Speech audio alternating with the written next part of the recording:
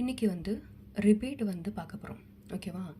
So rebate வந்து யாருக்கு வந்து கொடுப்பாங்க அப்படின்னா, எந்த பர்சனுக்கு வந்து அவைலபிலிட்டி இருக்குது அப்படின்னா, ரெசிடெண்ட் இண்டிவிஜுவல்ஸ் யாரெல்லாவோ அவங்களுக்கெல்லாம் ரிபேட் வந்து அவைலபிலிட்டி இருக்குது அண்டர் செக்ஷன் 87A.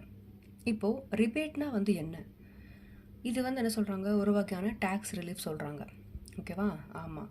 ஏன் அப்படின்னா, இப்போது சொல்கிறாங்க, இவ்வளோ டோட்டல் இன்கம் இருந்துச்சுன்னா ஒரு லிமிட் வச்சுப்பாங்க, லைக் த்ரெஷ்ஹோல்டு லிமிட் மாதிரி.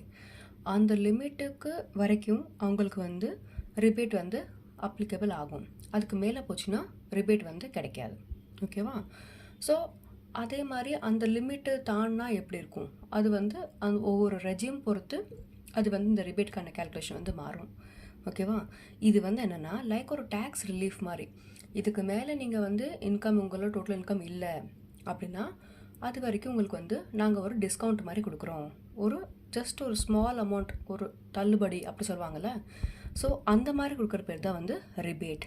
ஓகேவா? என்ன சொல்கிறாங்க, rebate means a tax relief provided to the individual who is resident in India from paying tax by individual taxpayer. நான் வந்து எவ்வளோ வந்து டேக்ஸ் கட்டணுமோ அந்த டேக்ஸ் கட்டுறதுலேருந்து கொஞ்சம் எனக்கு வந்து தள்ளுபடி செய்வாங்க. ஆனால் அந்த டேக்ஸ் எனக்கு டேக்ஸ் எப்போ வந்து அப்ளிகபிலிட்டி ஆகும், என்னோடய ஏஜ், அதாவது 60 இயர்ஸ்க்கு கீழே இருந்தாங்கன்னா அவங்களுக்கு வந்து பேசிக் எக்ஸம்ஷன் லிமிட் எவ்வளோ இருக்கும், 250,000 தான் ஸ்டார்ட் ஆகும். 250,000க்கு கீழே இருந்துச்சுன்னா அவங்களுக்கு டேக்ஸும் ஸ்டார்ட் ஆகாது, ரிபேட்டும் ஸ்டார்ட் ஆகாது. அதே மாதிரி 60 to 80 இயர்ஸ் இருந்தாங்கன்னா அவங்களுக்கு அதே மாதிரி ஸ்டார்டிங் வந்து என்ன, 3,00,000 வரைக்கும் அவங்களுக்கு வந்து டேக்ஸ் வந்து வராது. ஸோ 3,00,000க்கு மேலே அவங்களோட இன்கம் போச்சுன்னா அப்போ வந்து ரிபேட்டும் வரும். ஓகேவா? அதே மாதிரி அபோவ் 80 இயர்ஸ் அவங்களுக்கு வந்து என்னது, ஸ்டார்டிங்கே வந்து 5,00,000 தான் ஸ்லாப். ஸோ 5,00,000 வரைக்கும் ஸ்லாப் வச்சுருக்காங்க. ஸோ இந்த மாதிரி வேரி ஆகிட்டே இருக்குன்னா அப்போ கவர்மெண்ட் என்ன பண்ணுறாங்க, ஒவ்வொரு பர்சனும் ஒவ்வொரு ஏஜில் இருக்காங்க, எது வந்து நம்ம ஸ்லாப் வந்து எவ்வளோ டோட்டல் இன்கம் வந்து மேக்ஸிமம் வைக்கலாம் அப்படிங்கிறப்போ மேக்ஸிமம் வந்து என்ன வச்சுட்டாங்கன்னா 5,00,000 வச்சுட்டாங்க. 5,00,000 கிராஸ் டோட்டல் இன்கம் இல்லை, ஆஃப்டர் டிடக்ஷன் போனதுக்கப்புறம் வர டோட்டல் இன்கம் தான் வந்து அவங்களுக்கு வந்து பேசிக்காக வச்சுட்டாங்க. ஸோ டோட்டல் இன்கம் 5,00,000 வரைக்கும் இருந்துச்சுன்னா, இல்லை 5,00,000 எக்ஸீட் ஆகாமல் இருந்துச்சுன்னா அதுக்கு வந்து எக்ஸம்ஷன் நான் வந்து, அதாவது கொஞ்சம் ரிபேட் மாதிரி கொடுக்குறேன், டேக்ஸ் ரிலீஃப் நான் வந்து பண்ணுறேன் அப்படின்னு சொல்லியிருக்காங்க. ஸோ ஒவ்வொரு பர்சனுக்கும் வந்து நான் வந்து எது வந்து டோட்டல் இன்கம், அதாவது பேஸ் நான் வைக்கலாம் அப்படின்னு வந்து கன்ஃபியூஷன் இல்லாமல் அந்தந்த ஏஜுக்கு ஏற்ற மாதிரி ஸ்லாப் ரேட்டுக்கு வைக்காமல் மாற்றி வச்சுட்டாங்க. 2,50,000, 3,00,000, 5,00,000 வைக்காமல் டோட்டலாக நான் வந்து டோட்டல் இன்கம் வந்து 5,00,000 எக்ஸீட் ஆகலை, if total income does not exceed 5,00,000 அப்படின்னா நான் வந்து ரிபேட் வந்து கொடுக்குறேன். ஸோ இப்போ ரிபேட் வந்து எப்படி வந்து கொடுத்துருக்காங்கன்னு பார்க்கலாம். இந்த 5,00,000ங்கிறது வந்து நார்மல் ப்ரொவிஷன்ஸில், அதே இது வந்து டிஃபால்ட் டேக்ஸ் ரெஜிமில் என்ன பண்ணிட்டாங்க, அதை வந்து 7,00,000 வந்து மாற்றிருக்காங்க. 7,00,000க்கு கீழே இருந்துச்சுன்னா, பிலோ இருந்துச்சுன்னா எப்படி, 7,00,000க்கு மேலே இருந்துச்சுன்னா எப்படி. ஓகேவா? இப்போது டிஃபால்ட் டேக்ஸ் ரெஜிமில் வந்து ரிபேட் வந்து எப்படி அலோவ் பண்ணுறாங்க, அண்டர் செக்ஷன் 115 BAC. இதில் வந்து டோட்டல் இன்கம் வந்து ரெண்டாக பிரிக்கிறாங்க. ஒன்று வந்து 7,00,000 வரைக்கும் இருந்துச்சுன்னா, அதாவது அப் டு 7,00,000 வரைக்கும் இருந்துச்சுன்னா அதுக்கு ரிபேட்கான கேல்குலேஷன் எப்படி, 7,00,000 சப்போஸ் என்னோடய டோட்டல் இன்கம் வந்து எக்ஸிட் ஆகிடுச்சு அப்படின்னா அதுக்கு வந்து எப்படி கேல்குலேட் பண்ணணும் ரிபேட். ஓகேவா? நார்மல் ப்ரொவிஷனில் வந்து ஜஸ்ட்டு வந்து 5,00,000 ஒன்று மட்டும் வச்சாங்க, அது 5,00,000 வந்து எக்ஸிட் ஆகக்கூடாது அப்படின்னு. பட் இதில் அப்படி இல்லை, 7,00,000 தான் ஸ்டார்டிங் லிமிட்டு. அந்த 7,00,000க்கு ஒன்று கீழே 7,00,000க்கு மேலே இருந்துச்சுன்னா டோட்டல் இன்கம் நமக்கு எப்படி வந்து கேல்குலேட் பண்ணணும் அதுதான் இங்கே வந்து சொல்லியிருக்காங்க. ஓகே, இப்போது ஃபஸ்ட்டு டோட்டல் இன்கம் வந்து 7,00,000 விட எக்ஸீட் ஆகலை அப்படின்னா என்ன பண்ணணும், அதே தான் சேம், நமக்கு என்ன வந்து டோட்டல் இன்கம் இருக்கோ அதுக்கு டேக்ஸ் கேல்குலேட் பண்ணிக்கோங்க, ஃபர்ஸ்ட் பாயிண்ட். செகண்ட் வந்து இங்கே கவர்மெண்ட் வந்து 25,000 ஃபிக்ஸ் பண்ணியிருக்காங்க. ஏன்னா இன்கம் வந்து 7,00,000, அதனால் மினிமம் ஒரு 25,000 டேக்ஸ் வந்தால் வரும் அப்படிங்கிறதுக்காக 25,000 போட்டிருக்காங்க. ஓகேவா? ஸோ இந்த ரெண்டில் எது வந்து லெஸ்ஸரோ அதை வந்து டோட்டல் இன்கம்லேருந்து மைனஸ் பண்ணிக்கணும், ரிபேட்டாக வந்து எடுத்துக்கணும். 7,00,000க்கு கீழே இருந்துச்சுன்னா. ஓகேவா? எப்படி நம்ம வந்து நார்மல் ப்ரொவிஷனில் பார்த்தோம் அதே மாதிரி தான், வேறு எதுவுமே இல்லை, சேம். டஸ் நாட் எக்ஸீட்னாலே இதுக்கும் அதுக்கும் கேல்குலேஷன் வந்து சேம். ஓகே, இப்போது நெக்ஸ்ட்டு இப்போ சப்போஸ் 7 லேக் எக்ஸீட் ஆச்சுன்னா அதுக்கு கேல்குலேஷன் எப்படி வருது அதை வந்து இங்கே பார்க்கலாம். இப்போது டோட்டல் இன்கம் வந்து 7 லேக்கை வந்து எக்ஸீட் ஆகிடுச்சு அப்படின்னா என்ன, எப்படி பண்ணும் ரிபேட்டுக்கான கேல்குலேஷன்? ஃபஸ்ட்டு உங்கள் டோட்டல் இன்கம் என்னவோ அதுலேருந்து உங்களோட இந்த 7 லேக் பேசிக் லிமிட் மாதிரி இருக்குல்ல அதை வந்து மைனஸ் பண்ணிக்கோங்க ஃபஸ்ட் ஸ்டெப். செகண்ட் ஸ்டெப்பு அந்த இப்போ வந்து உங்கள் டோட்டல் இன்கம் எக்ஸாம்பிள் எடுத்துக்கோங்க, ஒரு 8 லேக் இருக்குது. ஓகேவா? ஸோ ஃபஸ்ட் ஸ்டெப்பில் என்ன ஆகும், டோட்டல் இன்கம் 8 லேக்லேருந்து 7 லேக்கை மைனஸ் பண்ண எனக்கு என்ன வந்துடும், 1 லேக் வந்துடும் ஃபஸ்ட் ஸ்டெப்பில். செகண்ட் ஸ்டெப்பில் என்ன பண்ணுவேன், டேக்ஸ் கம்ப்யூட் பண்ணணும். என்ன டோட்டல் இன்கம் இருக்கோ அந்த டோட்டல் இன்கம்க்கு நான் வந்து என்னோடய ஏஜ் என்னவோ, சாரி டிஃபால்ட் டேக்ஸ் ரெஜிமில் வந்து ஏஜ் வந்து இருந்தாலும் கன்சிடர் பண்ணக்கூடாது. இதுக்கு ஸ்டார்டிங் பேசிக் எக்ஸிபிஷன் லிமிட்டே வந்து 3 லேக் தான். அப்போது அதுக்கப்புறம் அந்த ஸ்லாபில் நீங்கள் போயிட்டு இருக்கணும்.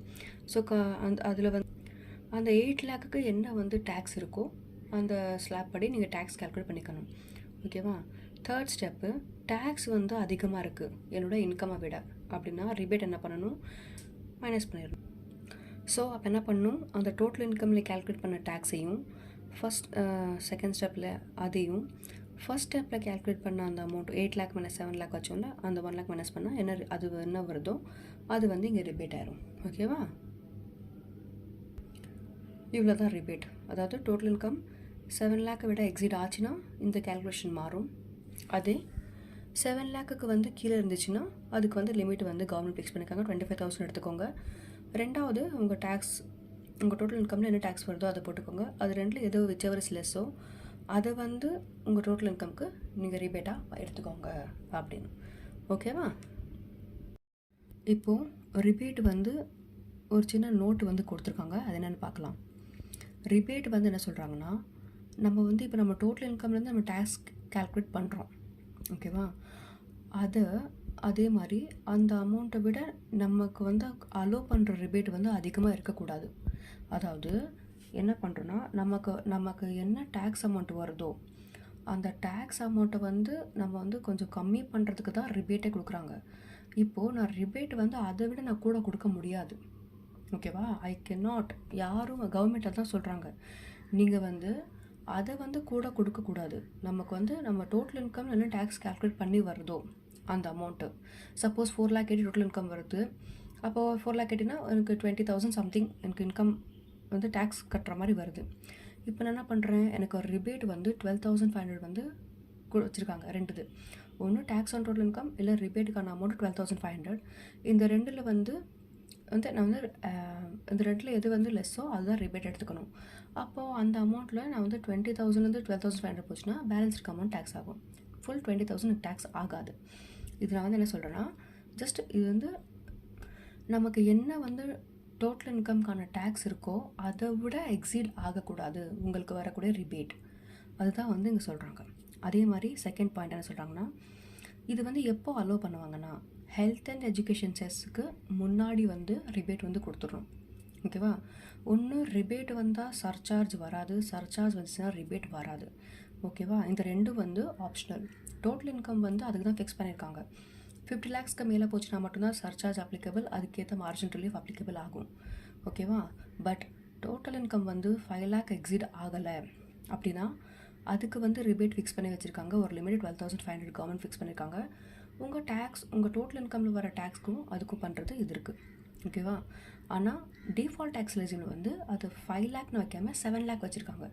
7 லேக்குக்கு கீழே இருந்துச்சுன்னா ரிபேட் கேல்குலேஷன் மாறும், 7 லேக்குக்கு மேலே இருந்துச்சுன்னா ரிபேட் கேல்குலேஷன் மாறும். ஓகேவா? பட் ஹெல்த் அண்ட் எஜுகேஷன் செஸ்க்கு முன்னாடி ரிபேட் அலோவ் பண்ணிடணும். ஓகேவா? தேர்ட் பாயிண்ட் என்ன சொல்கிறாங்கன்னா, இப்போது லாங் டேர்ம் கேபிட்டல் கெயின் வந்திருக்கு 112A வந்து ஏதோ ஒரு பர்சனுக்கு வந்து அது மட்டுமே வந்திருக்கலாம். Okay, long term capital gain under section 112A 10% tax ஆகுதுன்னா, அப்படி இருக்கும்போது அந்த அமௌண்ட்டு வந்து எனக்கு இன்கம் வந்தது வந்து 5 லேக்குக்கு கீழே இருக்குது வச்சுக்கோங்க, அது மட்டும் தான் இன்கம். அதை மட்டும் இருந்தாலும் எனக்கு வந்து 5 லேக்கு தான் கீழே தான் இன்கம் இருக்குது, 5 லேக்குக்கு கம்மியாக தான் இன்கம் இருக்குது, அதனால எனக்கு வந்து ரிபேட் அலோவ் பண்ணுங்கள். ரிபேட் வந்து அந்த செக்ஷனுக்கு உள்ள இன்கம் இருந்துச்சுன்னா ரிபேட் அலோவ் ஆகாது. ஓகேவா? இது டிஃபால்ட் டேக்ஸ் எஜிமாக இருந்தாலும் சரி, நார்மல் ப்ரொவிஷன் ஆஃப் டேக்ஸாக இருந்தாலும் சரி, ரிபேட் வந்து அலோவ் பண்ண மாட்டாங்க. ஓகேவா காய்ஸ்? இவ்வளோ தான் ரிபேட். தேங்க்யூ.